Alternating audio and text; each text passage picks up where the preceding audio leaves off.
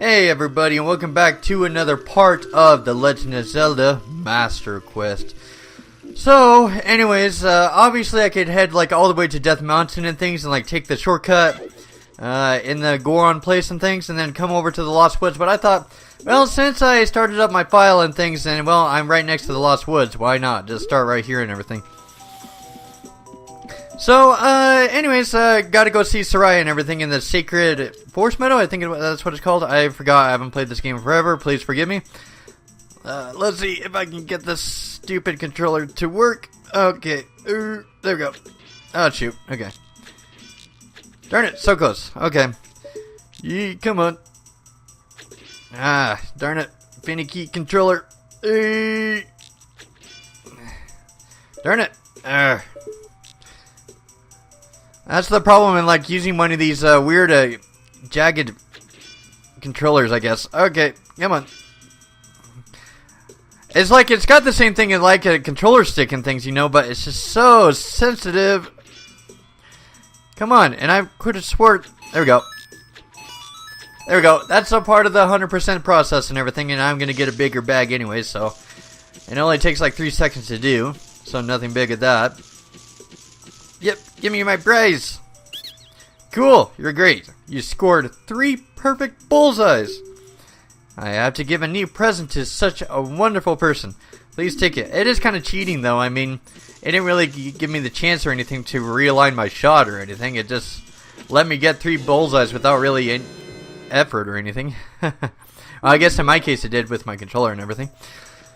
Let's see. I think I'll well, with like the other 100% things, like that thing down there, I'm going to wait for a little bit until after the 3rd dungeon with the Lord Jabu Jabu's belly, so that way I can get the boomerang and start moving around to the Skulltulas and everything. Oh, here comes the wonderful owl. Hey, over here. Woo-hoo. Jason, good to see you again. Listen to this. Woot-woot. After going through the Lost Woods, you will come upon the Sacred Forest Meadow. That is a sacred place where few people have ever walked. Shh, what's that? I can hear a mysterious tune. You should listen for that tune too. Hoo hoo hoo. Do you want to hear what I said again? No, I think I'm good. I'm good. If you're courageous, you will make it through the forest just fine. Just follow your ears and listen to the sounds coming from the forest. Hoot hoot. Okay, so there's something I gotta bring up. Going back to my impatient 9-year-old self, I remember just kind of playing this game the first time.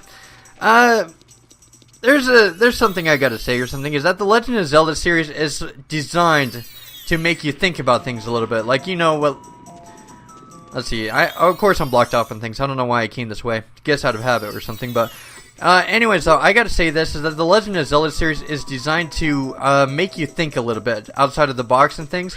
Because what Gabor said there is that if you're courageous, you'll be able to figure things out and kind of go through them. And of course, the objective, of course, is going through these hollow logs right here in order to follow the song all the way over to the Sacred Forest Meadow. But as an impatient 9-year-old kid, it's not something I really took on or anything. Not something I took in stride. So I just started going through these places like randomly or something. But that's the strange thing though, like with Ocarina of Time, is that it encourages you to sit down and think about things for a little bit, but I have to say, for an impatient kid or something, I'd have to say Ocarina of Time would be something that would be something to, it would be harder for you to grasp, because, you know, kids and things, they're impulsive, and, you know, they kind of want to get to the action and everything. Oh, of course, all you have to do is just show them candy, and of course they'll be all over the candy. They won't really think about it, they'll just like get right into it. Yep. Okay. So yeah, it's kind of ironic just kind of coming back to this game or something and thinking things out a little bit, because, you know, I always thought that Ocarina of Time was kind of unfair. Like when I was playing this my first time, like as an impatient 9-year-old kid, that it was like giving me all this cryptic crap and whatnot, because especially since I've been around like fast games and everything. Oh, whatever. I really don't care. But yeah, it is kind of funny though. They're just kind of looking back and just looking at this like, man, it's starting to peeve me. Oh, the thing is though, is that the camera's not really panning properly, so it's kind of throwing me off a little bit. But I'm kind of funny. It is kind of funny because like when I was doing this like playthrough or something, I was gonna say that like this is gonna be like one of the flaws or something about it, but no, it's not really the game or anything that's doing that. It's just me as the impatient 9-year-old kid who's played all these Mario and Sonic games. When I came across Ocarina of Time, of course it's not gonna be a super, you know, a big thing for me to get adjusted to or something, but yeah, I am kind of surprised or something. Is that, yeah, because Ocarina of Time is not really something where, yeah, I don't know what I'm going on about, but I don't know. I've had a weird day today, so I'm not really thinking straight or anything. Alright, so I got the fairies and everything, and of course I'm going to get the bottle when I get over to Kakariko Village, because that's a huge lifesaver. But for now, things like I got to get over to Soraya's song. But you know what is kind of funny though is that if you come here before, like Soraya like disappears after giving you the ocarina, like the song is still playing and everything. It's kind of funny because like I know it's kind of one of those disbelief kind of things, but well, I don't know. I just always kind of funny to really point those kind of things out.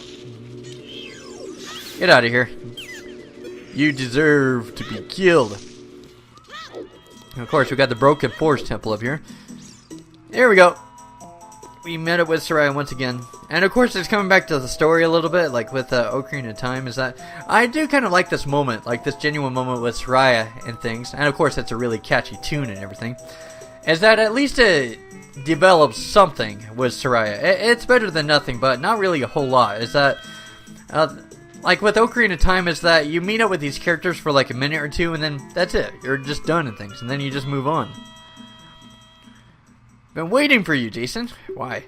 This is the Sacred Forest Meadow. It's my secret place. I feel this place will be very important for both of us someday. That's what I feel. If you play the Ocarina here, you can talk with the spirits in the forest. Would you like to play the Ocarina with me? Yes, of course. I wonder what it would say if I said don't do it. I should have done that. Okay, try to follow along with the melody I will play. Are you ready?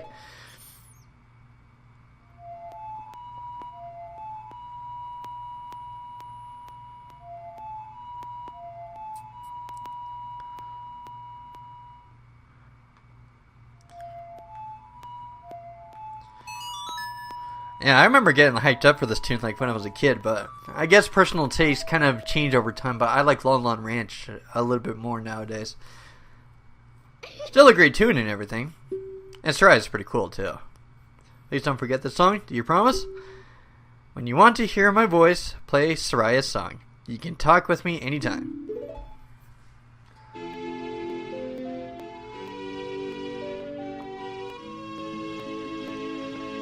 Aww. Touching moment in the Zelda series. You've learned Soraya's song.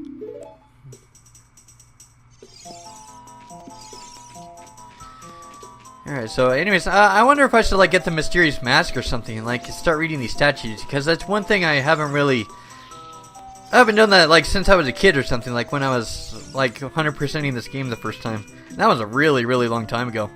I wonder if I should like get into the secrets of the universe by talking to those things. I'll have to get that mask again anyways.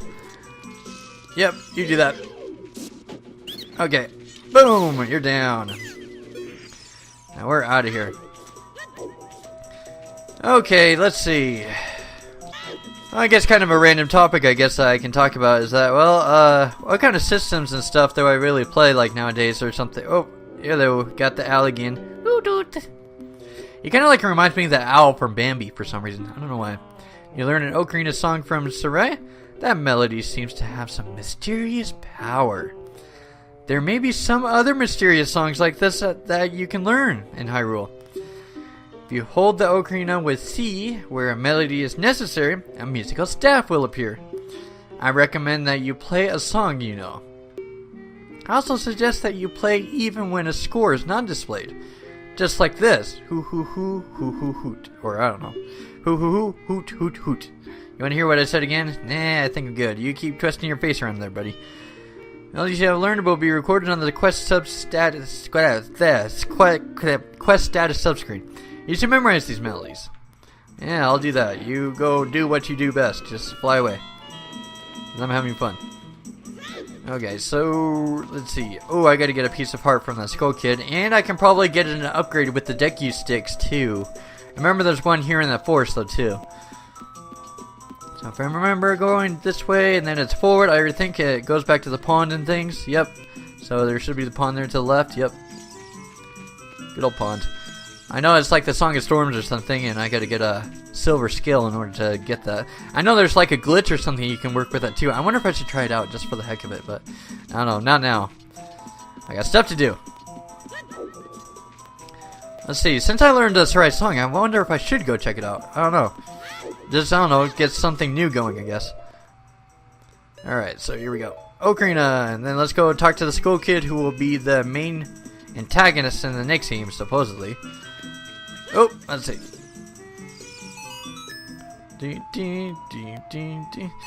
know, I kind of thought of a time paradox a little bit. It just kind of struck me. Is that, what if you never do this optional quest in the first place to really talk to any of the Skull Kids or anything? So, when he says that in Majora's Mask that he's met a kid, you can actually make it so that you haven't met at all. I don't know. Time paradox, I don't know. I'm thinking too hard, I guess. That's my problem with these games sometimes, is that sometimes I question the logic. It's like, I'm not a theorist type of guy or an Easter egg kind of guy, but I like questioning the logic, like the disbelief or something out of a thing, I don't know. Kind of a habit I should really stop, because, I mean, it's a video game. I don't know. Well, there is a... Here, I'll talk about that here in a second, actually. There's actually a game I've been playing recently that's been really stupid on that. To make your quest easier, I can enable you to pick up more Deku sticks, but it'll cost you 40 rubies. Yes, I will take that offer from you. Okay, so this has actually been on my mind for a while. It's not actually about Zelda, but there's been another game I've been playing recently. It's been called Catherine. I don't know if you guys have played that, but it's about a protagonist that goes between a couple of women, and I think this guy has like a girlfriend in his life, and then there's another girl that appears in his life, and she's more attractive, supposedly, or something, but...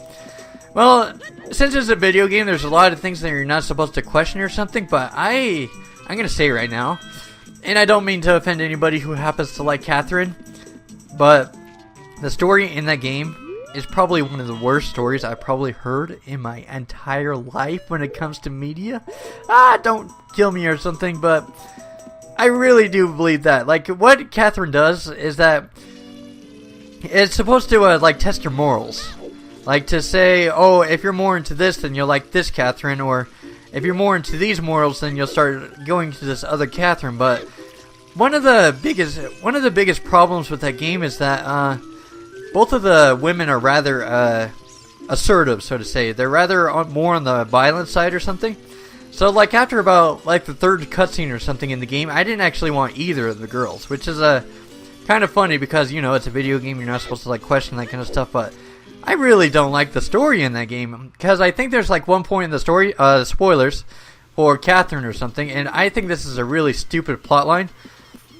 Can't believe I'm talking about this in the middle of a Zelda playthrough of all things, but it goes to show that you should question the logic in video games sometimes. Is that, yeah, around in the third cutscene, it says that one of the Catherines, that's what both of the girls are called, is supposedly pregnant or something, but the really, really big plot hole that I see in that is that he's really freaking out about it or something, but it doesn't give off any details or anything of whether he and the girlfriend had sex or something. And I know I shouldn't be saying this in like a E-rated game or something of all places, but I just find that a really, really, really, really, really, really big thing that you should really address in a video game. Is that, well, did they? Like, did they sleep together or something? And he's freaking out, and then she starts pouring all of these parenthood responsibilities on him and saying, oh, you should be a good father or something, and you should be this and things, and you shouldn't go out drinking or something. But the strange thing about going on something like that as a storyline is that it gives out the implication, it forces onto somebody else that they're, oh, let's see. Oh, I thought the golden sculpture would come out of that, but the thing is, though, is that what really bugs me about that is forcing parenthood onto this person, but they haven't talked about marriage or a proposal or anything about that. They're boyfriend and girlfriend and things, but he she doesn't really give him the room or anything to really voice his feelings about anything, and she's just forcing this parenthood or something, but there's nothing about them getting married or something because they've been like boyfriend and girlfriend for like 5 or 6 years or something. It's like, I don't know, I just, in my opinion or something, that's a really forced plot to really shove down a player's throat, in my opinion, because, or to force down somebody's throats. It's like, it just makes the game just unattractive. It makes it really unappealing. And then the other girl has problems of her own too or something, but it's kind of like I don't know. You know what? I know there's like video games and things, and you're not supposed to like question the logic or something. Like, you know, like a golden sculpture just like popping out of a tree or like randomly or something. But I really do think that there is some things in video games that you should question like logically.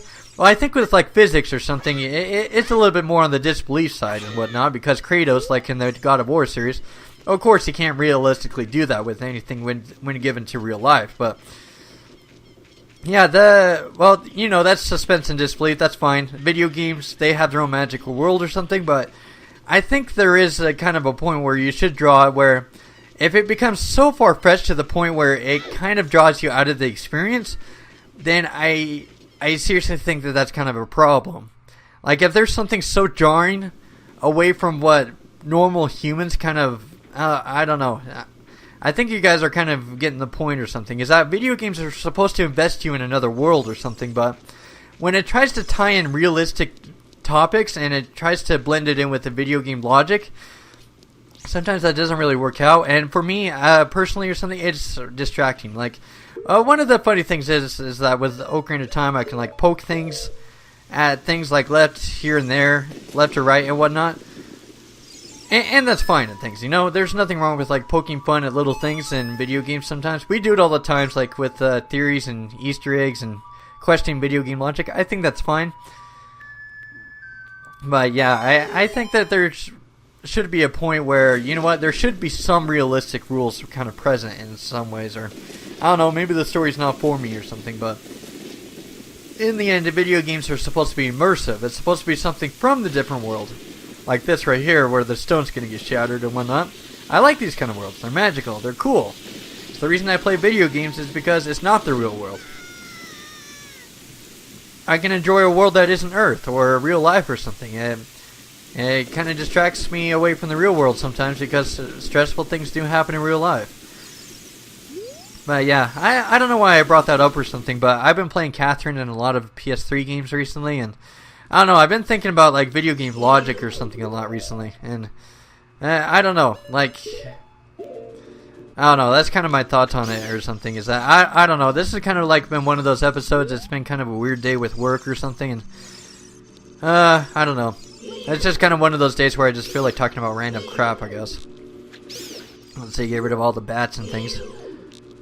Then of course we got the petrified mummies next.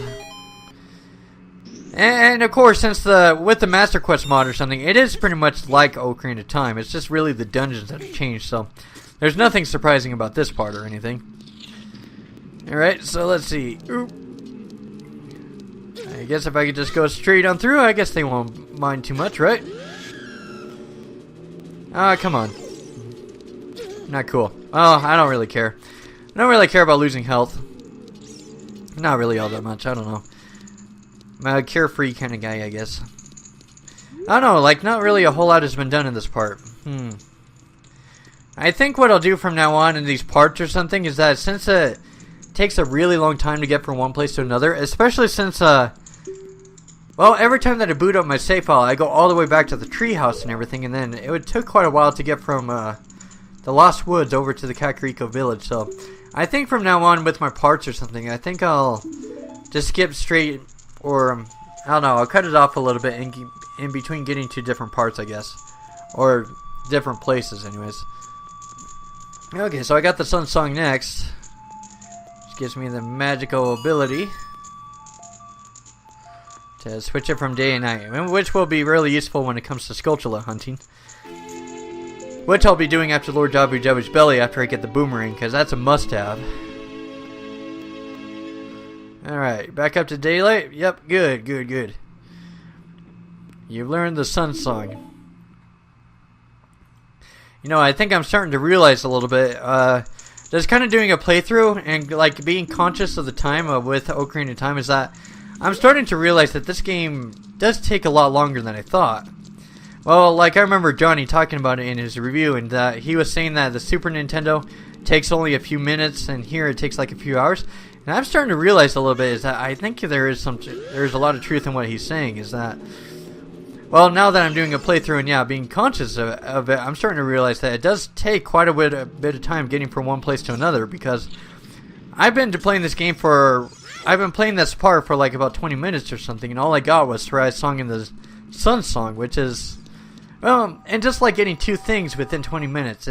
Yeah, I don't know. More random thoughts, I guess. Of course, I don't have any rupees or anything. I'm gonna have to come back to Dampé someday and like dig for. Oh yeah, that's the kid, isn't it? That's the one that wants the key mask or something. Oh yeah, I remember he wants the third mask. I remember. Ugh. Oh yeah, while I'm here, I cannot forget this. This is absolutely essential.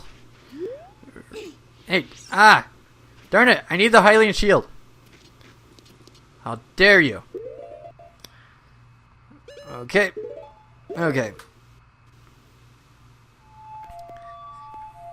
Alright, anyways, I'm going to grab the shield really quick, and then I think I'm going to be done with this part, but yeah, I don't know, it's been kind of a weird day. Usually I would talk about more stuff with Zelda, but, I don't know if you guys, well, like, you can post it in the comments or something, like, do you want me to talk about more stuff outside of Zelda, or outside of Ocarina of Time, or something like that? That's an interesting thought, like, well, you guys...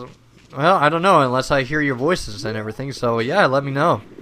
Like, that's the first time I'll do it, and if you want me to talk more about Zelda or something, let me know. If you want me to start talking about other gaming habits I have, or other game series I happen to be, or thoughts I happen to have on my time or something, yeah, definitely.